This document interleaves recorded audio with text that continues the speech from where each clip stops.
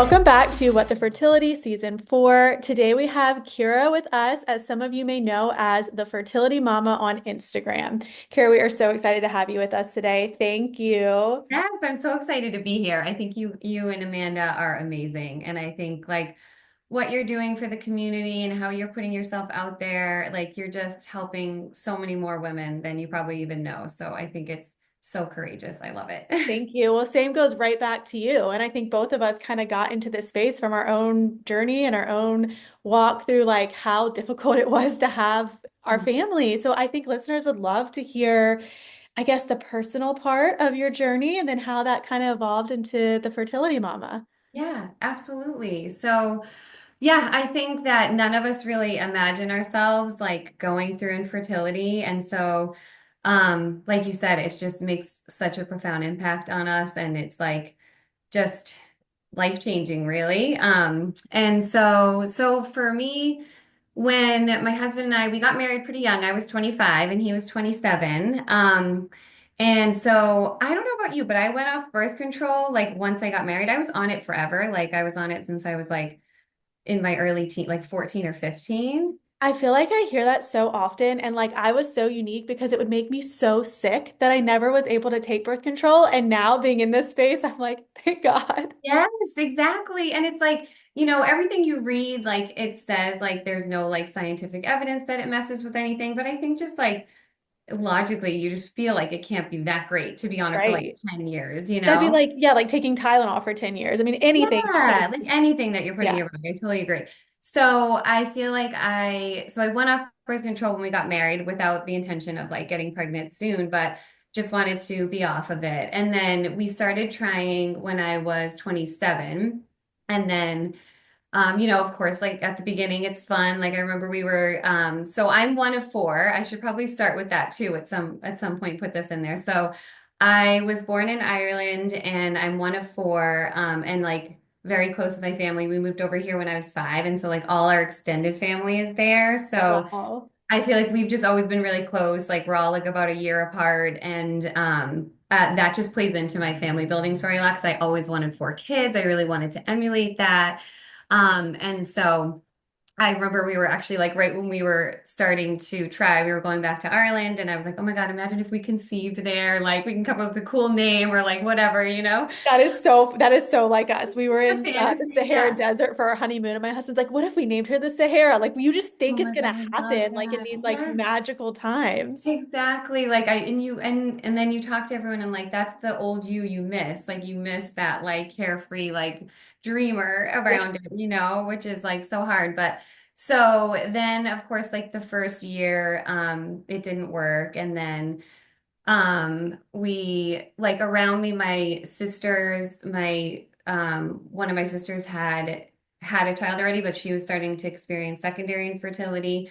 And then my other sister had 2 miscarriages, which was really devastating. And so, like, after we had been trying about a year and a half of like really tracking our cycles and trying to figure everything out, we were like, I used their like reproductive endocrinologist. I was like, all right, I'm gonna go like check everything out Yeah. and like see what's going on.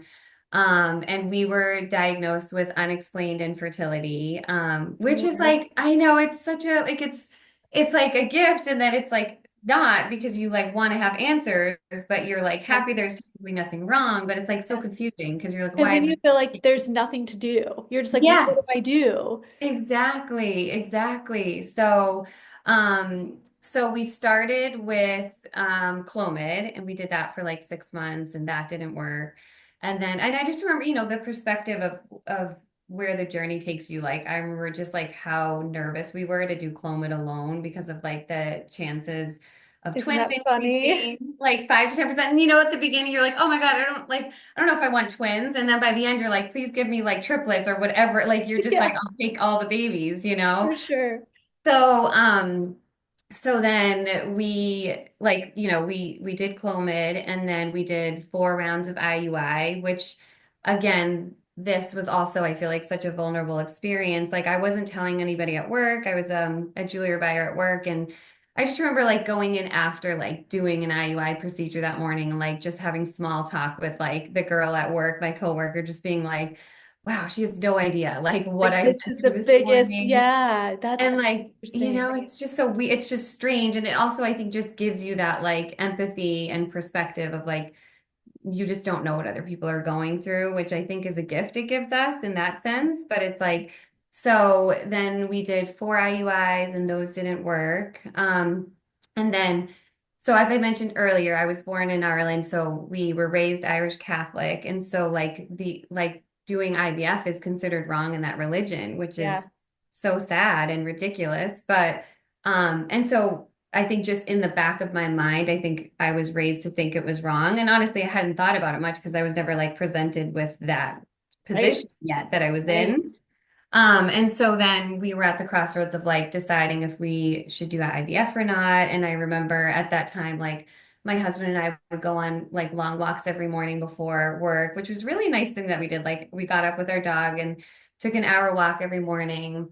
And that's when I would also look for signs. So I started like holding on to dandelions and like making wishes. And it's so funny now because like now that I'm all into like the like self-development world and like listening to all these podcasts, like there's this neuroscientist called Andrew Huberman. I don't know if you've like heard I of him. have, yeah, And he was on like Jay Shetty's podcast, who's like, if people don't know, like a life coach kind of like self-help yeah. guru guy.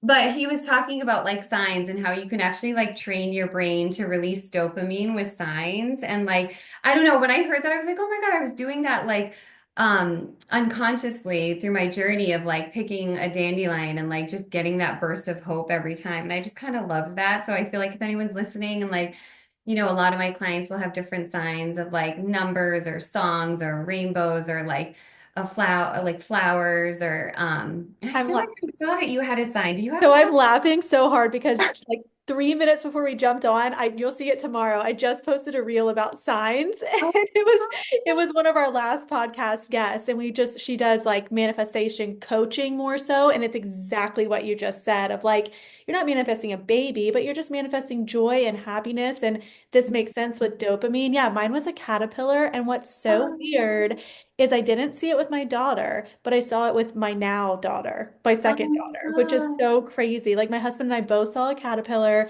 within a couple weeks of us finding out we were pregnant for the 10th Oh my God, I time. love that so much. Yeah. Oh, And I that's think amazing. I'm so glad you brought it up because I think people can get the wrong idea about signs too. It's like especially when you're bringing up like religion as well. And so I think there are, signs that's awesome. It's something that you can hold on to, that you can have just like a connection to, and it's kind of like exciting. Like, what Yeah. am I seeing? Yeah. Like, and I think, right, like what you were saying, it's like anything that can bring you like a burst of hope or joy, like during this season that's so tough, like I think is so important to like train your brain to do that and to look for things. Yeah. But I completely agree that you cannot manifest a baby, which I would like to put that out there, Yes, like, because me that is too. like, so I actually just posted a reel on that too, because I like think I one of shared my it. clients, did you? That's so great. Yeah. One of my clients was like, speaking to one of her coworkers, and she was like, "Oh yeah, like I manifested like the time my baby was born, even like on this day." And Oh, she's just sitting there like going through years of infertility, nodding along, like I want to kill it gives myself. me rage. I know. I You listened know, to a podcast and we're going so all over the place, but I know we are. manifestation. Sorry. No, it's great. I listened to a podcast called Manifestation Babe, and this was like before I was into podcasting, before I even like had success with having growing our family. And I think I just stopped listening. I'm like, you did not manifest your baby. I am sorry. You did No, not do that. that's just so unfair to everyone else. Like it just makes you feel like you're doing something wrong, and it's like, it's something that's in your control that you're not doing. Like, yeah, it's just not, it's And I not. love that you bring that up. And as we kind of continue to walk through your personal journey, I would love to kind of hear how you implement, those thoughts into your coaching with women and into kind Yeah. of like how you walk women through that, which I think is just so different from the mainstream. I'm going to help you manifest your baby. Yes, exactly, exactly. So okay, so where was I? Oh You yes, guys were at the I crossroads of so IVF. talking about IVF, exactly. So like on these walks, like we would talk about everything, obviously. And then we were at the crossroads of IVF, and my husband was like, explained it to me like if you had cancer or any other serious illness, you would use any scientific medication that was available to you. And or any scientific advances. And I was like, yeah, absolutely. Like that was all I kind of needed to hear. And then I was on board. So then we were like excited because we were like we were young and we were told like our chances were high. And then we did our first round of IVF, but we still like I did tell like a couple of people, like my parents, his parents, and like my sisters, but that was it. So like we were keeping it really like on the low, like because we just didn't want to open it up to too many people. And I think I was still maybe like carrying shame that like I worked through later. But anyway, so the first round of IVF failed, and that was devastating. Because I think you're just like, when you make that big leap, and I think that's part of like the misconceptions of IVF is like you think it's just gonna work, the first Right. time you're like, I'm doing IVF, like, and then when it doesn't, it's just so difficult. And So you guys had already gone through like the Clomid, check, that's not going to work for us. The IUIs, check. And some people just like for me, I went straight to IVF. So I hadn't had all of this like failure. So I totally understand why that would be like, this is our ticket. yes, exactly, exactly. So then this was 10 years ago. So my girls are 9 now. I have twin girls. Spoiler alert. Maybe we told Love people it. now. And I am blessed with a son as well, which I'll share that story. But so um this was 10 years ago, so it was different where like I was so frustrated things weren't working, and then I was like, I want to put two embryos in, which I think I was listening to your podcast recently and someone was talking about that. And like that's changed, which I Yeah, know, so right? even when I went through IVF in 2021, 2020, 2021, you had to be over 35, have had failed like X amount of failed transfers. There was all of these like regulations where like then Mhm. you could choose to put two embryos in. Now, I don't think that's at every Yeah. clinic, but that was at my Yeah. clinic. Yeah, because I know like clients too, like they're not, it's not like their choice, where Yeah. like you said, there's different criteria around it. But so, but back then there weren't as many regulations. And so we put two in, and that was how we got our beautiful twin girls, which was Wow. wonderful. Yes. Congratulations. Thank you. Yeah. And it was obviously amazing, but then it was like the difficult part, I guess, was like the shame I was still carrying, even though I think I was like, I knew it was the right choice I made. And like, I was like so confident in that, but I didn't know anybody else that had gone through IVF. Like, I mentioned my sister struggled earlier, but like they didn't have to do any art. Like they ended up growing their families and like, Yeah. so none of my friends had struggled. And so I just like think I just felt so alone and like just carried so much shame. And then finally, like, it was 2 years after my daughters were born. I met like a neighbor down the street and she had done IVF. And I feel like just like through her, like she was so open and confident. And like, it's just crazy how when you talk to other people, how much strength you gain. And that's why now, I mean, this is why I'm doing this to just hopefully if there's anyone feeling that shame or alone, like that they, feel seen and know there's nothing wrong with them. So, and I also think too, like as I was like becoming like stepping into motherhood, I really wanted to like own my choices with conviction, and I didn't want my kids to ever think I was like ashamed of them. Love that. So that was when I like started sharing, and then my son's story um is a surprising one, which I never thought that I would be one of these stories. But I was going in, I had developed an umbilical hernia from carrying the twins. And so, I was going in to fix that. And it was about like the twins were maybe 5 months. And then when I went in, they told me that I was pregnant with my son. So I Oh, was 4 months pregnant and I had no idea. I just thought like my belly was big from the twins and your body is so different after a baby and all of that. So wow. so that was incredible news. And it was right after. But like sadly, even when that happened, I remember thinking, oh my gosh, now I can conceal like having this lie Right. even more. Like, Right. and I would convince myself that I wasn't lying because we have twins that run in my family. So when people would ask, like I'd be like, oh yeah, no, there's twins in our family, which is just like so sad when I think about it now, like how. Yeah, I didn't think about that because some people can do IVF and it's like I guess like the spontaneous split of one embryo. Yes, Like you had exactly. But we intentionally had like put in two two embryos unique that embryos. Yeah. stuck. Oh my Yeah. gosh. So I think that's just like a big part of my journey too, and like what kind of led me where I am now, like what you resist persists. And I feel like I really resisted that first journey, and like, didn't like step into my truth. It was like not living with integrity, I felt like. And then so then I had my son, and then as I mentioned earlier, like I always wanted four kids, and it's like, and I think what I also just learned through this journey is like how many like subconscious beliefs we may be holding on to about our family building journey of like what we imagined it looking like, right? Like how many kids, the years we want them spaced apart, like the genders you want, like Isn't that all that everything's going beautiful to be stuff perfect. that Yeah, goes out like the the window when you grass go on isn't the grows. Yeah, exactly. So, you know, um, that was like still a really big, strong belief that I held on to. And I think I just didn't even really, wasn't really even aware of it. Like when I had that dream, I was like, 15, 16 years old. And then I like now was this new mom of three under three, like working a full-time job. Like, but I just kept like, this is my goal or this is what I want. And never really like rethought right. about Like, is this, yeah, like, is it's it that like, I want it's the still right. image of a family of four kids or like, because personally, oh my gosh, I can't imagine how you did three under Oh three. yeah. No, Like, I think I blacked out for 5 years. I mean, I really, mean, you have to. Yeah. Like, that's it a was lot. pretty wild. And I say that sensitively because I know people Yes. listening are, craving that. And it is a blessing, but it was definitely hard. Um, and so my husband and I, so this is the journey that led me here as a fertility coach. So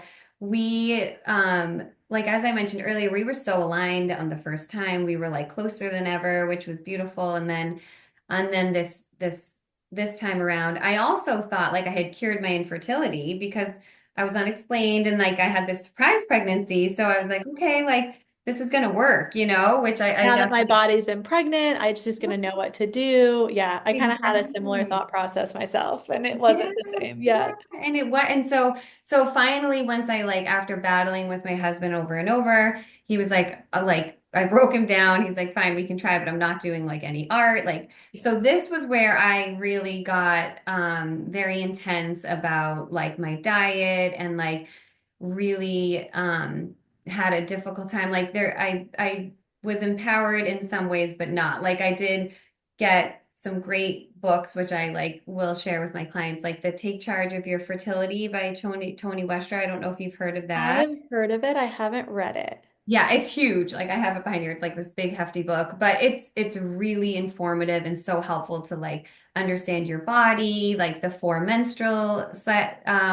stages in your cycle and like the three fertility signs, like how to kind of combine everything and like what the days of your cycle lengths mean, all of this stuff. So it was very helpful. Yeah. And then I also read like It Starts with an Egg. Have you read Right. that one? That one's sitting right there on my shelf. Okay, which That is is like, it's such a good book, but oh my God, is it overwhelming? Anytime I recommend it, I'm like, take a highlighter and take what you like and leave what yes, you can't. yes, which is good you have that approach because like I think I was like in this all or nothing zone and I wasn't able to like separate that out and like realize what's important. And this is what I work with my clients on is like progress over perfection. Like I was so overwhelmed that it's like you almost become paralyzed. Like you like can't you like want to do it all, but you don't do I anything. tell my husband all the time, paralysis by analysis. I mean, like that book Yes, is so big. You could take every supplement in there and have two drawers filled up. Then you're like throwing out all your like your yes, plastic Tupperware, and that's all amazing in segments. But I was the same way. Like I was like, I gotta take everything, I gotta check all the boxes, I gotta do it.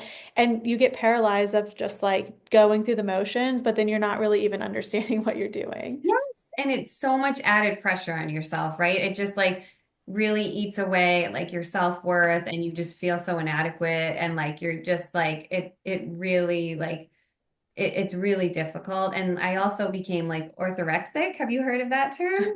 Me too, Oh my actually. God. Not during my infertility journey, but prior. Yeah, where like you become fixated on what's healthy. Yeah, and like what you're putting in your body. And Yes. like I wouldn't go out to eat. I would like Yes. bring my lunch with me to my friends or my mom's house. As if the oils or you don't know what they're, yeah, Yes. 100%. It was like this, it was such an interesting time period. It's like on the one hand, you're learning all of this knowledge that is like helpful, but I think it's, I guess, the way you're digesting it and it just can become just like paralyzing and overwhelming and like how you blame it for everything. Like I remember staring at a water bottle being like feeling like because I was drinking out of plastic that's why I wasn't Yeah. getting pregnant, And I would always like, I feel like and again, you were going through this a little bit earlier. I think probably like in what, like 2015-ish? Well, yeah, but this was my This is like the fourth, the fourth. maybe So this was four. only like this was like 4 years ago. Yeah. Okay, so probably Yeah. around the same time. And I would always say, like,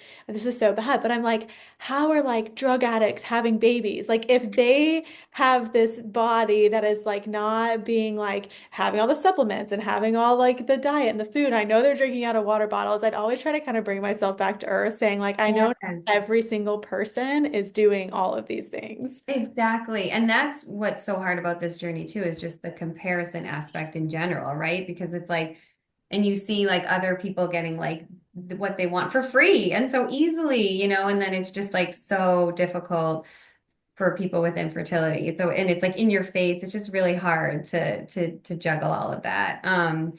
And so that part was just like really transformative for me, I think. And then what happened was, I don't know if everyone has their low moments, and I had just got this new car, like it's a Chevy Traverse, and like I was so angry, like I was just like living, and that's what happened. It was like all of this stuff, like I was missing the joy in front of me with the kids I did have, like I was living on autopilot. I was just like lost who I was, which I hear all the time from my clients. And then I was pulling into a CVS parking lot and I like hit a parked car and I just I just lost it. I just started crying. I was like, fuck my life. Like Yeah, sorry, I don't know if you can swear on this you can go for it. Yeah, no, I totally reach relate. that.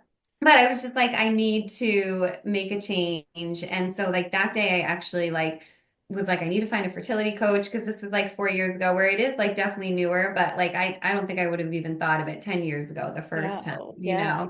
And so even just from that one call, I never hired this coach. But from that one call, I like learned so much just speaking out loud, hearing myself. Like I was like, obviously not coming from an empowered place. I was like at the end of the call, like I heard everything I had said, and then I was like, "Can I pay through Venmo so my husband doesn't have to know?" Like I was like, Yeah. and that's when I realized, okay, Kira, like this doesn't feel right. Like I think you need to take a step back. And then that coach though did.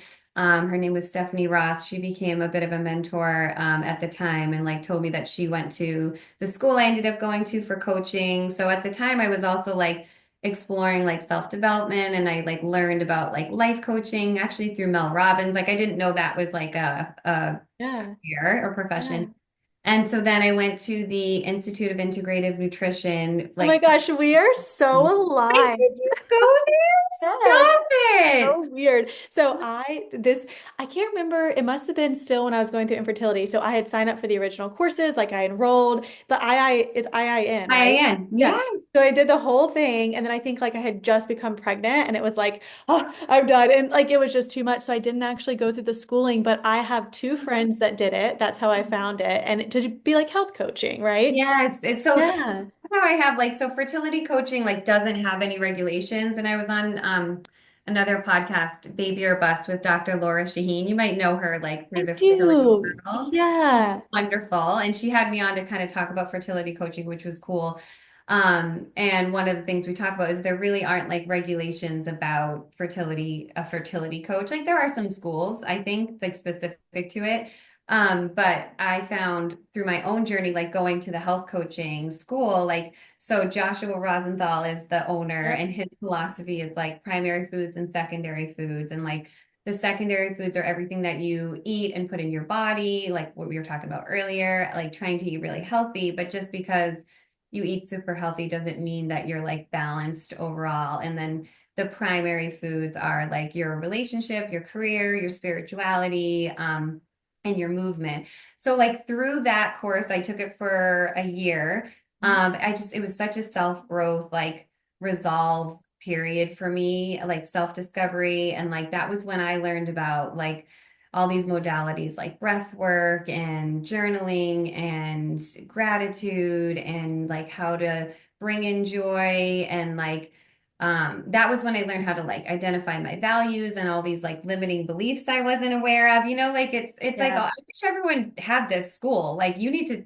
go back. You Yeah, I love well, it. so it's so interesting. Yeah, so I saw the whole like the course and like the I'm just gonna say agenda. That's not what I'm trying to say, but like the course makeup of it and just everything Yes. you said, which I think is I'm a registered yoga teacher, and so it like actually aligned really it was very in line with like what I did in my training that was a year. Yes. But that is amazing that I don't find a lot of IVF coaches, even the ones that we've had on, that Yeah. actually went through a coaching school. Okay, see, I think that's so important I because do like I too. know people might hear and they're like it's a health coach, but coaching in general, like the foundation of coaching is to learn how to really listen and like ask high mileage, they're called high mileage questions, like deep questions, so like you can guide your client to really align with their values and make sure they're making like the best decisions for them. And I think something that might be helpful for your listeners is like the difference between a therapist and a coach is like a therapist is like trained to diagnose mental health and they like go back and look help through your past while also like focusing on your future. Whereas like a coach is really focused on the present moment and the future and really helping you to like hold yourself accountable and take action steps towards like a goal or something you're working on. So hopefully that like That was helps really good clarify. and helpful because I think a lot of people are like, what's an IVF coach? Or even what's a health coach? And it is, Yeah. I think it's just kind of like, I just kind of see it as like this like bowling ball that's kind of going off into the lanes. And like as a coach, you're just steering us down the right path to like kind of get to Yes, where we want. exactly. That's so awesome. I am like I would love to keep having this conversation offline just about the school. And it's a Really. phenomenal program. I mean, I felt like it was like the number one program in terms of health coaching, whether Yeah. it's nutrition or fertility. Yeah, exactly. I agree. It was life changing. And so I really enjoyed it. And that is definitely like what I weave into my clients is like how can you really find like joy and like not stop living, like what we were saying before. Like another thing, I think, because you can get so siloed on the goal of having a baby, you really tie it to your happiness, right? So it's like you're just siloed on this one goal, and then everything else feels like not important, or you can't focus because it is all consuming. And so together we really try to learn how to set up a strong system through like what does your support system look like and making sure you have a therapist or a coach or friends or family, like some sort of outlet, or like they have great free support groups through like Resolve, or I know Rescripted has one, New England Resolve. So I think just like if anyone's like really feeling overwhelmed, if you could find a free support group that you like, just go, and you can even turn your camera off and just listen to other people, like you'll realize you're not alone. And then the other modules that we kind of work through are like your self-care. So everything I was just talking about there, which is like um to help with like your mindset and like making sure you know your values, you practice a gratitude journal or something that speaks to you with journaling and meditation and movement, and just kind of exploring different things that can connect you to yourself, because I think you just lose yourself so much on the journey. So like how to find yourself again, how to rebuild yourself to like a better version, maybe if you didn't know all of these things before. And then another one is like self-talk. So again, like we were saying, all of the stuff that you are like required to do, feel like you should do, just like pile on, and really like you can start to beat yourself up like internally and speak to yourself like not nicely, and and it beat yourself up. And so just learning to have self-compassion and speak to yourself like your best friend, and like we'll like work on personalized mantras that will work for you and things like that. And then lastly, sorry, I feel like I'm rambling. I don't know if this is helpful, but It's very helpful. And I can see how like helpful it would have been for you during your own journey, especially as you were a little bit more private with it. Like all of these yes. such tools that you can just do yourself. Exactly. And like they're all free, which is like amazing. I'm like, wait, what? Like the one thing that really was life-changing, this mindset might sound so simple and silly, was breath work for me. Like I feel like once I learned to just like um like regulate my anxiety with breathing and like started to implement like just regular little practices throughout my day, it was like so helpful. Yeah. And then the last one is like setting boundaries. So I think everyone that's listening can relate to how hard like pregnancy announcements are and deciding if you're up for going to like a baby shower or like social events that you know you're going to be asked the question for. So it's like working together and like, there are times where you like shouldn't go and like you need to honor where you're at. And then there are times that you're like, I want to go, but I want to make it like more bearable. And then we can come up with like scripts together of like having a response ready for when people ask you things or like strategies to help with your anxiety, like with breathing, go to the bathroom, practice a Yeah. mantra, whatever Just it being is. So, empowered in the situation so you don't yeah, feel like you're completely out of control. I love that. Do you exactly. work with clients like all over, so virtually? I do. So I work with clients virtually, and like I even work with like clients through their pregnancies. Like it's really like I feel like it is tailored to fertility, but like as I was mentioning, a lot of it is about like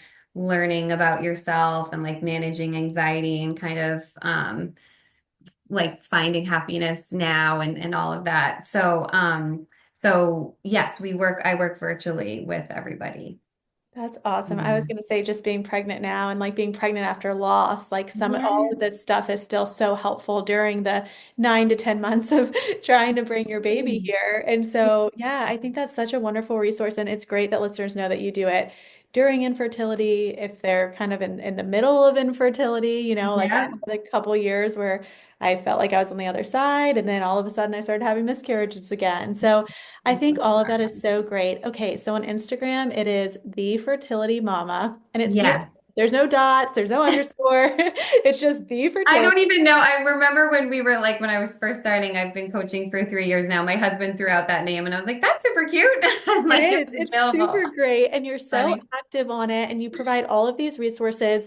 And so I know you've been doing this for 3 years. And so when I was going through your Instagram, I see you have some free resources. Are those still available, like the 2 week wait? And can you Yeah, talk so I about those? have yeah, I'm glad you asked about that actually because I'm also working on a course so I can teach all of this stuff. There's also a really cool in case people want to do it on their own, or you as well because I Yeah, know I'm you're doing all in. this stuff. There's a free course through Yale that Laura Santos offers. It's called The Science of Wellbeing. It's like a 10-week free course. And it's Okay. really cool. Like it ties in, I'm sure, to like your yoga training and kind of like that health coaching uh stuff as well. We'll put those in the show notes. If you want to Yeah, send them over, I can put yeah, all of that in the show notes. Yeah. definitely. And so that's kind of, I'm putting a course together, kind of weaving in like just all of my favorite things that I've learned from the coaching school from that course.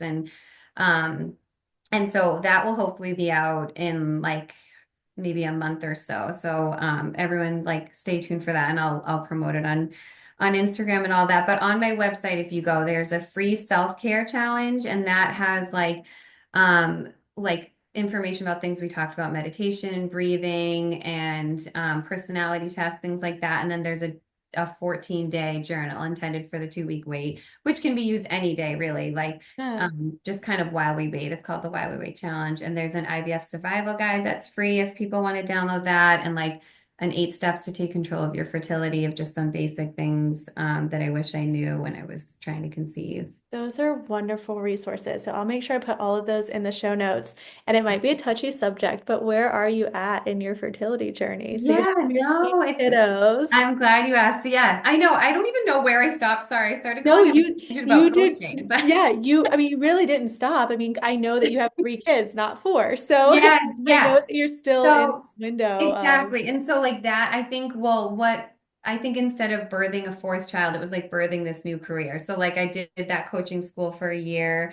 And infertility is painful. It's like I still, if whenever I see a family of four, it still feels like a knife in the heart. Like it's hard still, even though I've done all this work and I know that like my family is like imperfectly perfect with what, we were meant to have. And so But yeah, it's funny how it can still stay with you. But no, our family is complete, which is a beautiful feeling and a nice thing to be able to I'm say. sure. I'm sure. Oh my gosh. Well, congratulations and thank you for being in this space. I mean, I know how difficult it is to create these resources and then to provide them for free for, people that have walked the same experience as you.